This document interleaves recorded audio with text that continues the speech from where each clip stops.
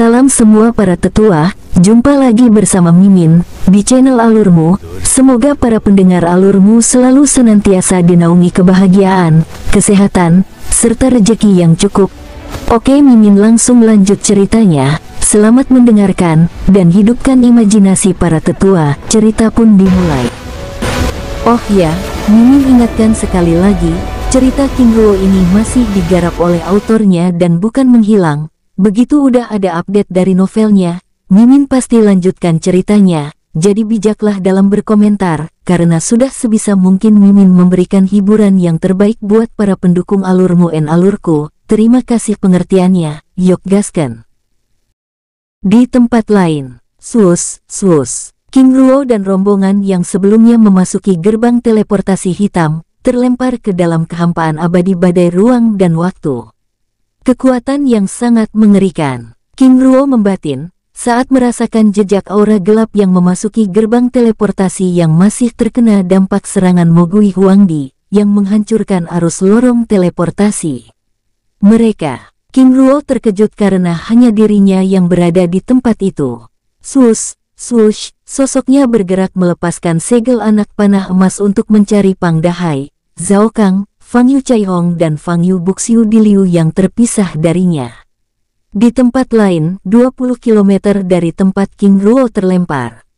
Duar, ledakan maha dahsyat bergema, menciptakan ledakan berantai, menyapu kawasan tempat Pang Dahai dan Zhao Kang muncul. Saudara, kita terpisah dari Yang Mulia, ucap Zhao Kang sambil melepaskan segel bola emas transparan yang melindungi dirinya. Tetap tenang, Yang Mulia pasti mencari kita, ucap Pang Dahai sambil melepas kekuatannya membantu Zhao Kang menjaga segel bola emas transparan yang dibuatnya. Baik, ucap Zhao Kang dengan perasaan tidak tenang. Di tempat lain, 30 km dari arah yang berlawanan dari tempat King Ruo terlempar. Duar, ledakan maha dahsyat bergema, menciptakan ledakan berantai, membuat kawasan tempat Fang Yu Chaihong dan Fang Yu Buxiu Diliu terlempar begitu kacau. Saudara, kita terpisah dari Ruo dan yang lainnya, ucap Fang Yu Buxiu Diliu sambil mengirim kekuatannya, membantu segel bola emas transparan yang dibuat Fang Yu Chaihong untuk melindungi mereka dari tempat yang sangat kacau tersebut. Tenanglah, Ruo pasti akan menemukan kita, ucap Fang Yu Chaihong dengan tenang. Baru saja Fang Yu Chaihong menyelesaikan kata-katanya, tiba-tiba kilatan cahaya keemasan bergerak mendekati mereka. Dalam waktu singkat, King Ruo yang dapat menghindari ledakan jutaan elemen asing di wilayah yang sangat kacau tersebut muncul di luar segel. Leluhur, ucap King Ruo sambil memasuki segel bola emas transparan yang ditempati kedua sosok tersebut, sambil melepaskan segel rantai mutiara 6 bintang. Ruo, bagaimana dengan Pang Dahai dan Zhao Kang, apakah mereka juga terpisah? Tanya Fang Yu Buxiu Diliu dengan penasaran. Benar, seseorang telah menyerang gerbang teleportasi yang kita gunakan sebelumnya, jawab King Ruo sambil membawa segel bola emas transparan tersebut meninggalkan tempat itu. Benarkah? Ucap Fang Yu Buxiu Diliu menanggapi dengan wajah serius. Apakah leluhur tidak merasakan jejak aura asing sebelum arus lorong teleportasi tersebut hancur? Tanya King Ruo dengan serius, dengan segel bola emas transparan yang mereka tempati terus bergerak dengan kecepatan puncaknya. Ruo, aku bahkan tidak merasakan jejak aura sedikit pun, jawab Fang Yu Buxiu Diliu dengan serius, diikuti Fang Yu Chaihong yang juga menyatakan hal yang sama. Itu artinya serangan tersebut muncul setelah leluhur berdua keluar dari arus lorong teleportasi, ucap King Ruo dengan tenang. Ruo, apakah kamu bisa menjelaskan kekuatan jejak aura tersebut? Tanya Fang Yu Chaihong dengan penasaran. Leluhur, jejak aura ini benar-benar mengerikan. Bahkan jika semua kekuatan kita digabungkan, kita masih belum mampu mengalahkannya, jawab King Ruo dengan serius. Apakah lebih kuat dari Jian Suyu? Tanya Fang Yu Buxiu Diliu dengan penasaran. Lebih dari itu, mungkin 4 hingga 5 kali lipat dari kekuatan Jian Suyu, jawab King Ruo, membuat Fang Yu Buxiu Diliu bergidik ngeri. Ruo, apa rencana kita selanjutnya? Tanya Fang Yu Chaihong dengan serius. Mencari Pang Dahai dan Zhao Kang, jawab King Ruo dengan serius. Baiklah, ucap Fang Yu Chai Hong dengan tenang. Sus, segel bola emas transparan tersebut bergerak dengan kecepatan puncaknya. Tidak lama kemudian, mereka akhirnya melihat cahaya ledakan dahsyat di depan mereka. Sus, segel bola emas transparan melesat, memasuki pusat ledakan hingga akhirnya King Ruo melihat segel bola emas transparan yang ditempati Pang Dahai dan Zhao Kang terombang-ambing di tengah ledakan. Yang mulia, Yang Agung, ucap Zhao Kang yang melihat kedatangan King Ruo dan rombongan dengan gembira. Dalam waktu singkat, segel bola emas transparan yang ditempati King Ruo berada di samping segel bola emas transparan yang ditempati Pang Dahai dan Zhao Kang. Sus, Pang Dahai dan Zhao Kang bergerak memasuki segel bola emas transparan yang ditempati King Ruo. Yang mulia, ucap Pang Dahai dan Zhao Kang berlutut dengan hormat. Bangunlah, pulihkan diri kalian, ucap King Ruo dengan tenang. Baik, terima kasih Yang Mulia. Dengan sikap hormat, segel bola emas transparan tersebut meninggalkan pusat ledakan, bergerak dengan kecepatan puncaknya.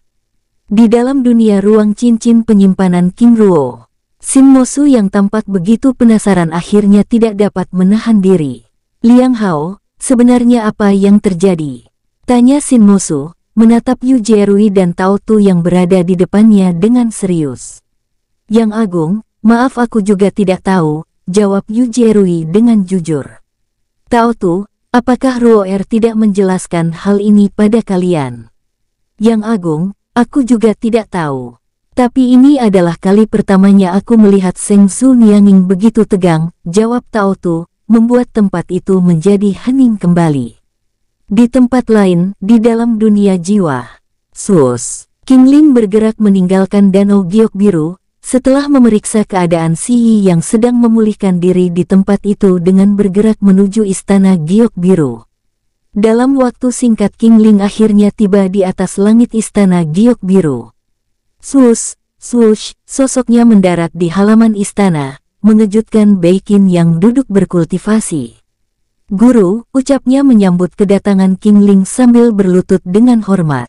King bangunlah, ucap King Ling dengan sikapnya yang tenang dan ramah, menatap Beikin dengan mengerutkan keningnya. Terima kasih guru, dengan sikap hormat. Apakah sepanjang waktu kamu berada di halaman istana ini? Tanya King Ling. Benar guru, apakah tidak ada yang menemuimu? Tidak ada guru, mungkin mereka sedang sibuk. King Ling membatin, lalu membawa Beikin memasuki aula istana. King istana giok biru ini adalah kediaman Jun ucap King Ling mulai menjelaskan tempat itu sambil menapaki tangga istana. Lalu guru, di mana Jun Mengitari pandangannya dengan penasaran. Saat ini Jun sedang berlatih di puncak utara Nanjin. Nanti kamu juga bisa berlatih di tempat itu, jawab King Ling sambil terus melangkahkan kakinya, hingga akhirnya memasuki aula utama istana. Benar-benar indah. Beikin membatin dengan mulut ternganga, mengitari pandangannya memeriksa ruangan istana yang padat dengan aura kuno dan spiritual emas tersebut dengan takjub. King duduklah, ucap King Ling membuyarkan lamunannya. Baik guru, dengan sikap hormat, bicaralah, ucap King Ling menatap Beikin yang tampak ingin berbicara. Guru, bagaimana ada istana di tempat ini? Apakah seorang abadi bisa menciptakan dunia seperti ini di dalam cincin penyimpanannya? Menatap King Ling dengan penasaran. King dunia yang kita tempati ini disebut dengan dunia jiwa, sebuah dunia kecil yang berada dan terikat langsung dengan jiwa seseorang, ucap King Ling mulai menjelaskan keberadaan dunia jiwa pada Beikin. Di tempat lain, di kehampaan abadi badai ruang dan waktu. 10 menit kemudian setelah King Ruo dan rombongan meninggalkan tempat Pang Dahai dan Zhao Kang terlempar sebelumnya. Kilatan cahaya perak muncul di tempat itu, melesat memasuki pusat ledakan. Kuda iblis yang merupakan hewan buas abadi gelap tingkat 8, membawa sosok dengan zirah perang perak kehitaman, yang memanggul tombak sabit yang melepaskan api hitam yang sangat dingin muncul di tempat itu. Hanya kekuatan cahaya yang dapat membuat ledakan seperti ini. Apakah para dewa? Mogui Huangdi membatin, mengitari pandangannya, memeriksa kawasan tersebut dengan seksama. Teriaknya dengan sangat kesal, melepaskan aura pembunuhan yang langsung menyebar di kawasan tersebut. Sosoknya kembali bergerak memeriksa kawasan tersebut. Di tempat lain, 100 km dari tempat ledakan. Segel bola emas transparan yang ditempati King Ruo dan rombongan terus bergerak. Menembus kegelapan dengan kecepatan puncaknya. Ruo, apa rencana kita selanjutnya? Tanya Fang Yu Buxiu Diliu membuka percakapan tersebut. Pertama, kita harus meninggalkan tempat itu sejauh mungkin, jawab King Ruo yang khawatir pada sosok tersebut yang akan mengejar mereka. Ruo, bagaimana jika kita kembali ke daratan ilahi? Fang Yu Caihong berpendapat, leluhur, kita harus menghilangkan jejak kita terlebih dahulu.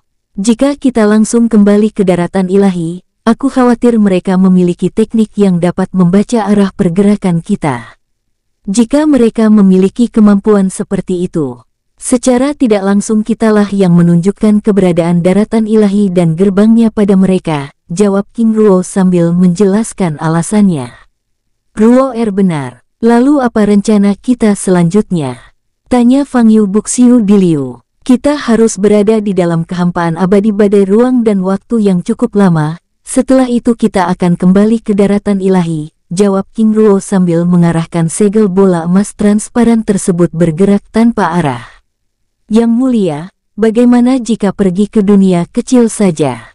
Ini lebih aman karena selain tidak menguras kekuatan, kita juga bisa beristirahat dan berpetualang, ucap Pang Dahai berpendapat. Baiklah, ucap King Ruo tanpa menjelaskan tujuannya. Baru saja King Ruo menyelesaikan kata-katanya, tiba-tiba muncul aura yang sangat kuat menyapu kawasan tersebut. Aura ini, ucap King Ruo dengan serius. Ruo, apakah maksudmu sebelumnya aura ini?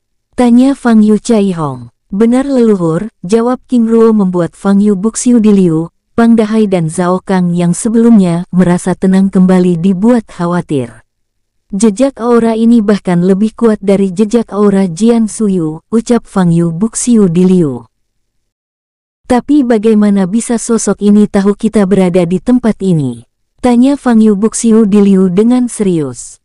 Leluhur, kita masih belum bisa memastikan, apakah mereka mengetahui keberadaan kita dengan pasti, tapi dengan kerugian yang mereka alami, mencari kita hingga ke tempat ini bukanlah hal yang aneh. King Ruo menanggapi. Yang mulia, apakah mungkin mereka mengikuti jejak aura kita?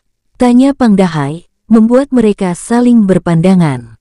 Mungkin saja, karena setiap teknik dan setiap segel memiliki kelemahan. King Ruo menanggapi sambil membuat segel bola emas transparan lainnya di dalam segel bola emas transparan yang mereka tempati.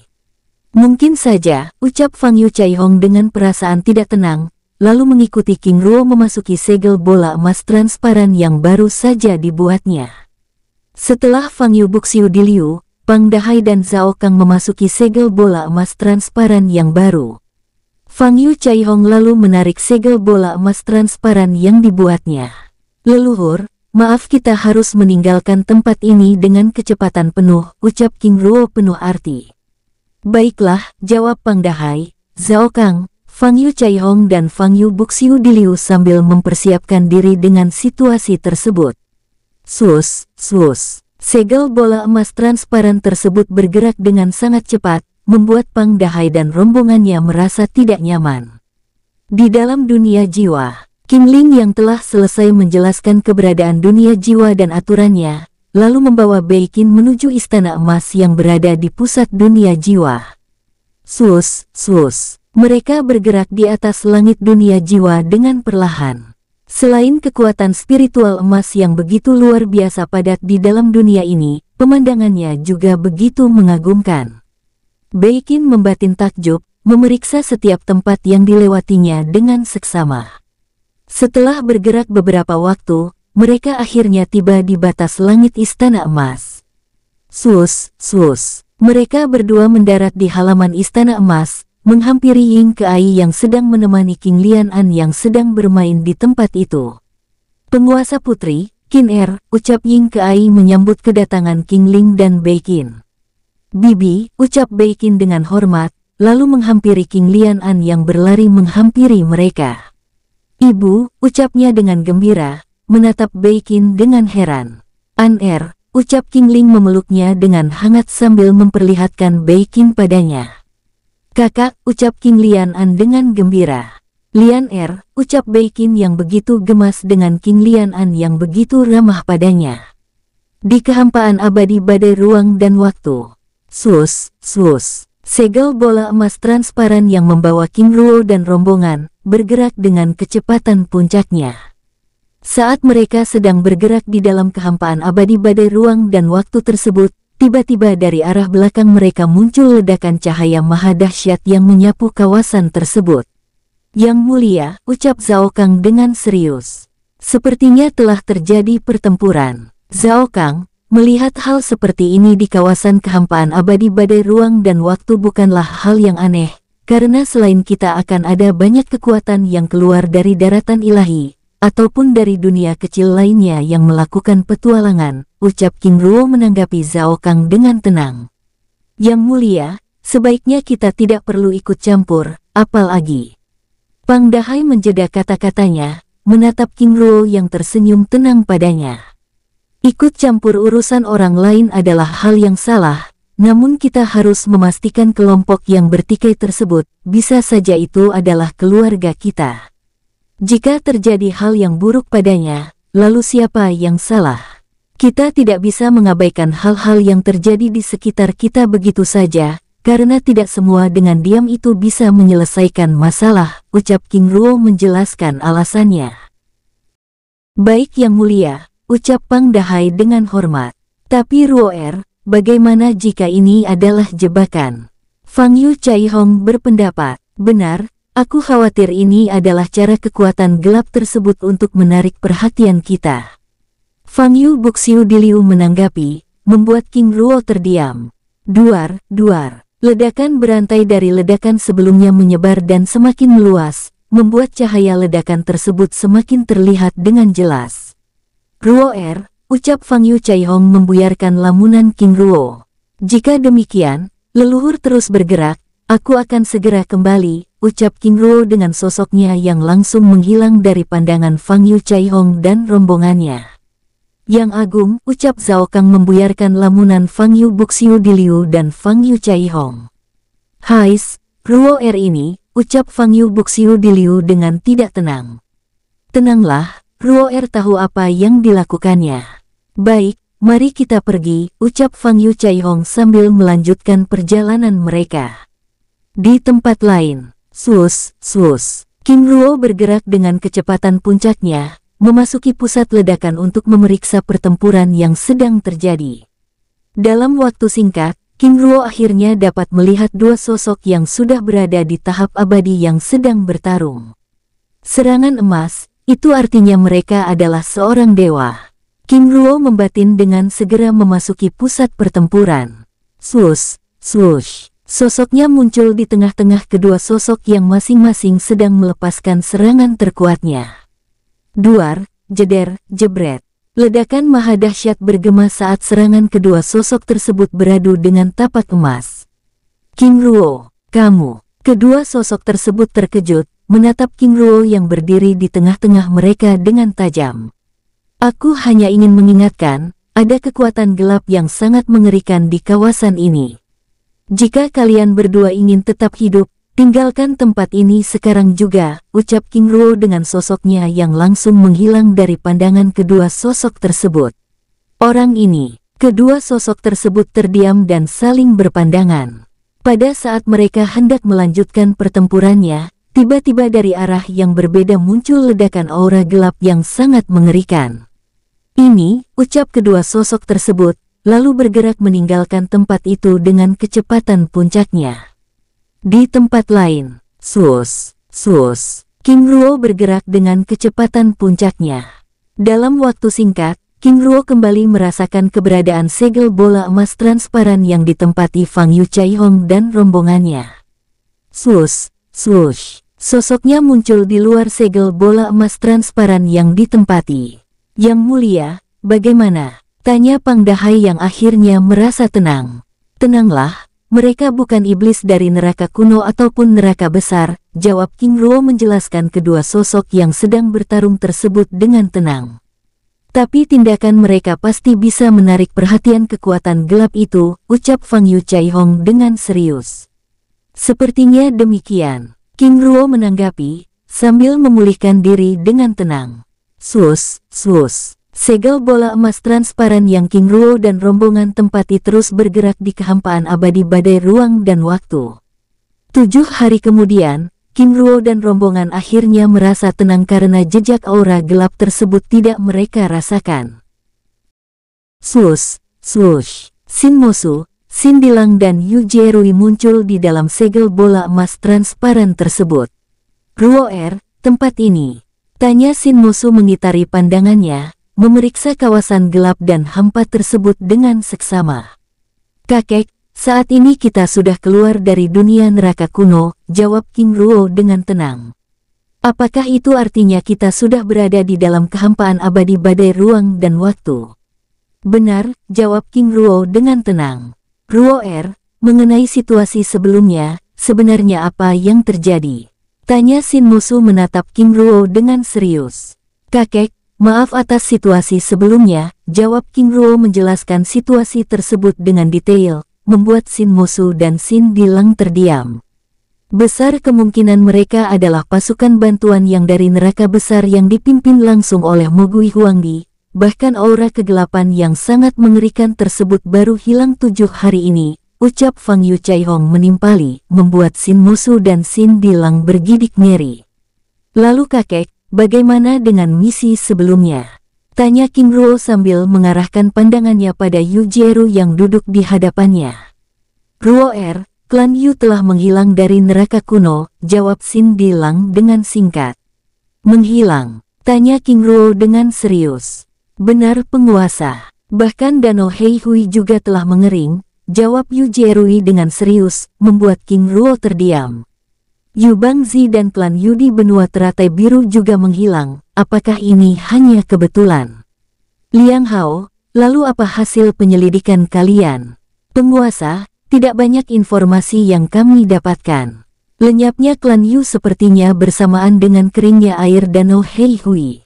Situasi tersebut terjadi beberapa waktu setelah keruntuhan Kekaisaran Timur. Bahkan Nona Liu Guang tidak memiliki informasi penting mengenai hal itu, jawab Yu Jierui menjelaskan pekerjaan mereka dengan detail. Liu Guang, King Ruo mengerutkan keningnya. Pemimpin organisasi rahasia di perjudian kota di Yuzhen. Penguasa juga mendapat salam, ucap Yu Jierui menjelaskan sosok tersebut dengan tenang. Senang mendengarnya. King Ruo menanggapi sambil berbincang-bincang dengan santai. 5 hari kemudian, saat sedang mengarungi kehampaan abadi badai ruang dan waktu, mereka akhirnya melihat cahaya merah kecil di depan mereka. Yang mulia, itu ucap Pang Dahai dengan serius. Mari kita periksa, jawab King Ruo dengan tenang. Tapi, yang mulia, ucap Pang Dahai dengan serius. Tenanglah, itu bukan cahaya ledakan, ucap King Ruo dengan tenang. Baik yang mulia, dengan sikap hormat, swoosh, swoosh. Segel bola emas transparan yang membawa mereka terus bergerak, mendekati cahaya merah yang semakin terlihat jelas di depan mereka yang semakin lama semakin terang. Ternyata cahaya merah itu muncul dari cincin raksasa ini, ucap Zhao Kang. Ini tampak seperti sebuah dunia kecil, tapi tempat ini tidak seperti benua teratai biru, ataupun benua teratai hitam yang memiliki gerbang dan pasukan pelindung. King Ruo membatin. Ruo apakah ini benua teratai merah? Tanya Shin Mosu dengan penasaran, menatap King Ruo yang tampak sedang memeriksa kawasan tersebut. Kakek, aku juga tidak tahu. Mungkin leluhur tahu, jawab King Ruo sambil membawa segel bola emas transparan yang mereka tempati bergerak mendekati wilayah kehampaan dunia kecil tersebut. Ruo aku juga tidak tahu, jawab Fang Yu Chai Hong menanggapi. Mungkin Wu Gui Siji tahu. King Ruo membatin, lalu mengeluarkan hewan buas pelindung dunia kecil. Daratan kesedihan fana tersebut dari dalam dunia jiwanya. Swoosh, swoosh. Sosok kura-kura raksasa yang merupakan hewan buas abadi tingkat 5 tersebut muncul di luar segel bola emas transparan yang ditempati King Ruo dan rombongannya. Kura-kura dunia, hewan buas abadi tingkat 5. Fang Yu Caihong dan Fang Yu Buxiu Diliu membatin, menatap hewan buas yang dapat berada di wilayah kehampaan abadi badai ruang dan waktu dengan tenang. Ruo ini? Tanya Shin Mosu dengan penasaran. Wugui Siji, jawab King Ruo dengan tenang, bersamaan dengan sosok Wugui Siji yang mengubah dirinya menjadi sosok paruh baya lalu memasuki segel bola emas transparan yang ditempati King Ruo dan rombongan. Seng Su Nianxing, ucapnya berlutut di hadapan King Ruo dengan hormat. Bangunlah, ucap King Ruo dengan sikapnya yang tenang, hangat dan ramah. Terima kasih, Seng Su Nianxing. Dengan sikap hormat, lalu memperkenalkan diri pada Fang Yu Caihong, Fang Yu Buxiu Diliu, Shin Mosu dan Shin Dilang. Yang Agung, aku Wugui Siji, pelayan Yang Agung Seng Su Nianxing, ucapnya dengan hormat. Wugui Siji, senang berjumpa denganmu, ucap Fang Yu Caihong memperkenalkan diri, lalu diikuti Fang Yu Buxiu Diliu dan yang lainnya dengan ramah. Bersambung, sampai ketemu di episode selanjutnya. Semoga kalian semua selalu terhibur, dan terima kasih.